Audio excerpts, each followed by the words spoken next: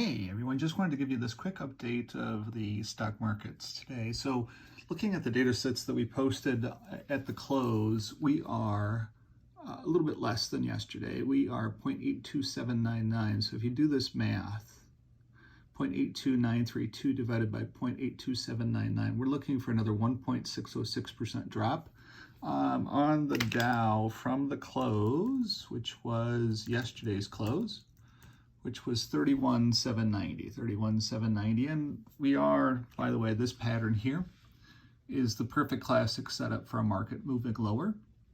All of that stuff is all good.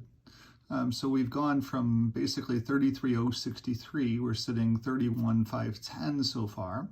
And I'm calling for the rest of the drop to 31,280, 31,280.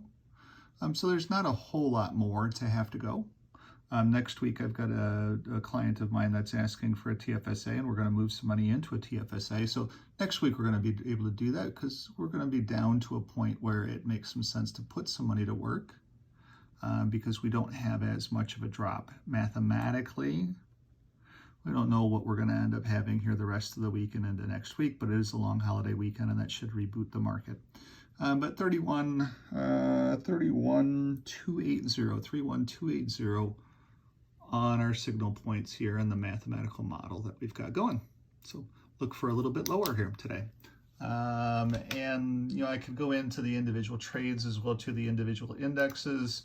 I haven't gone in and updated them because they're going to be flagging a little bit lower levels as well too. I kind of like Amazon here on any bounce that we might otherwise get in the market. But keep in mind, if you are going to step into Amazon, you need to buy options that are further out because we're going to need about a week to settle. I do still have my Exxon and my CVE shares. CVE is fine. I like what they do for a business model, and I have plenty of time on those options. I'm out until the 12th. So I have 12 days for CVE to be able to re-strengthen and gather some strength. The oil complex was dinged today. Technically, those stocks are going to be moving a little bit lower in the spreadsheet. So technically, we should be looking at puts possibly.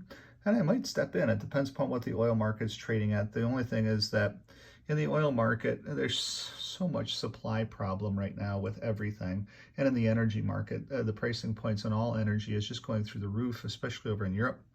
And all of that will catch up with us here at some point in time. So I don't believe in being short the energy complex or betting against the energy complex, even though the mathematical model is saying, hey, we're looking at some downside risk to them. I believe that that sector has given us more than enough data to tell us that that sector is going to be a leader here at some point in time. Money is going to be starting to flow back in there. And when you look at Exxon, it's $96 a share. So it's not like it's getting crushed. Oxy is doing fine. It's $71 a share. It's not like it's getting crushed. CVE, $18.80 a share. But tomorrow it will probably be up. It just depends what the price of a barrel of oil does in the markets.